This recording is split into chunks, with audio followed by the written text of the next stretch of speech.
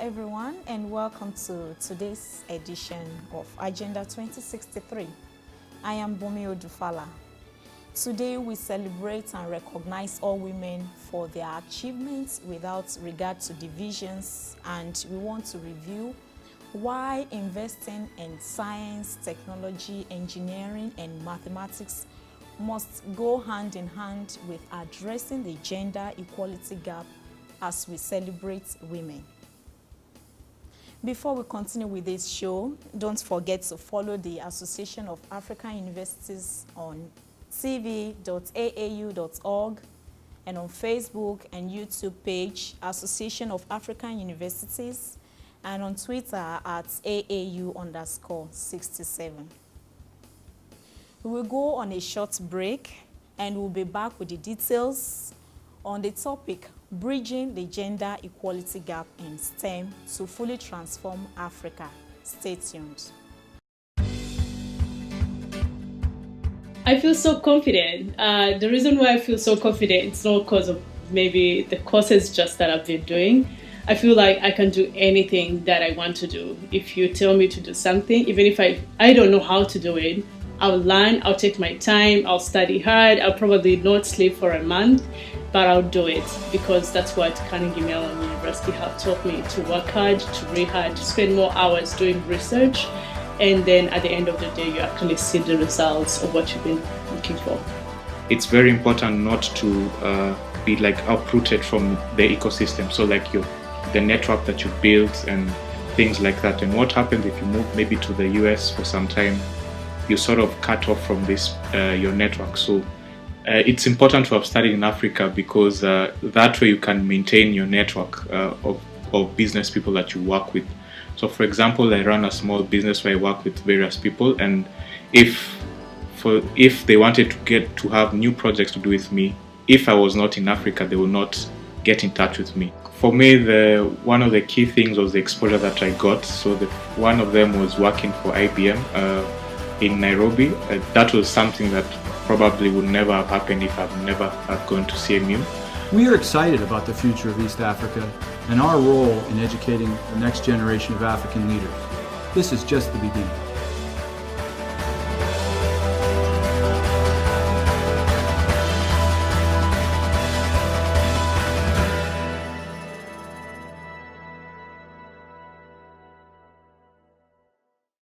Welcome back, dear viewers. To reflect on progress made, to call for change, and to celebrate acts of courage and determination by ordinary women who have played an extraordinary role in the history of their countries and communities.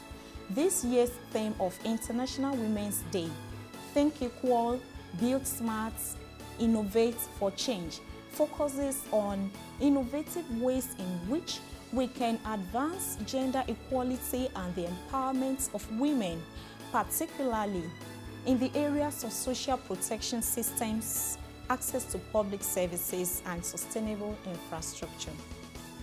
Of course, this day is also an opportunity to consider how to accelerate the Agenda 2063's aspiration that talks about an Africa where development is people-driven, unleashing the potential of its women and youth.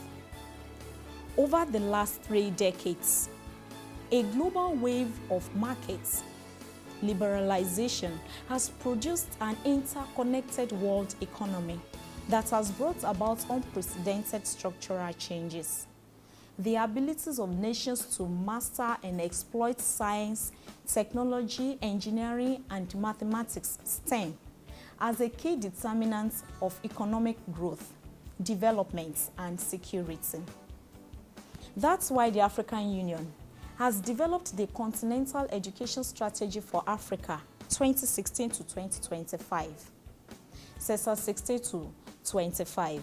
For our AUCI-EFFA commissioned Gender Equality Strategy for CESA 1625 and the Science, Technology and Innovation Strategy for Africa, that's STISA 2014 to 2024, all of which underpin science, technology, and innovation as multifunction tools and enablers for achieving continental development goals.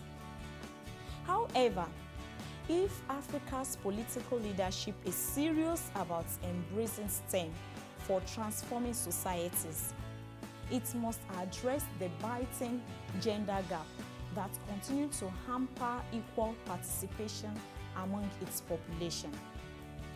According to the 2016 Gender Gap report published by the World Economic Forum, women continue to remain underrepresented among STEM graduates, where the global gender gap stands at 47%, with 30% of male students graduating from STEM subjects, in contrast to only 16% of female students. That gap is commonly attributed to negative stereotypes and lack of role models, lowering girls' performance and aspirations vis-à-vis science and technology. It represents a key emerging issue for gender parity, since STEM careers are projected to be some of the most sought after in the context of the Fourth Industrial Revolution. Now, having mentioned all this, how can African governments bridge the gender gap? The African governments are to ensure that all women, young and old, fully participate in the science and technology revolution. The state and non-state actors are to create an enabling environment to promote innovations for girls and young women and revise regulations and other school requirements linked to time on task, teacher and pupil ratio, class design and class size. Another point is that governments should make calls for creating and developing a mindset of creative confidence in technology for girls through education and training. Another way the government can bridge gap is to boost the confidence of girls in technology and ensure that they are linked to successful female mentors in the industry. Well, this also applies to boys and youth in general. It is also important to encourage both girls and boys to work cooperatively and consultatively in generating solutions, even as they work towards individual aspirations. Furthermore, what will be key is consulting the users of technology, particularly young people, on what their needs are and where they see their respective countries and the African continent going in technology-assisted learning. We all therefore must create spaces for both teachers and learners, particularly girls and young women, to become creators of information, best practices, and educational resources that can be shared among Africans and even with the world at large.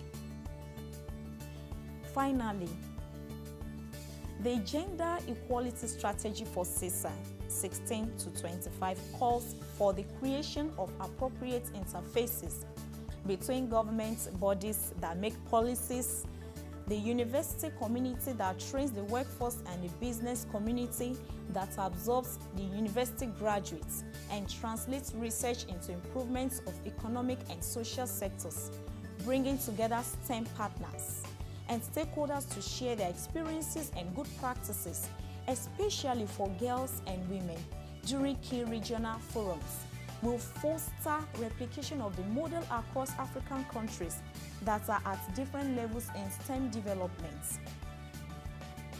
While we await your comments on our social media handles, I believe you have learned something today on Agenda 2063. Until next time, I am Odufala. Thank you for watching.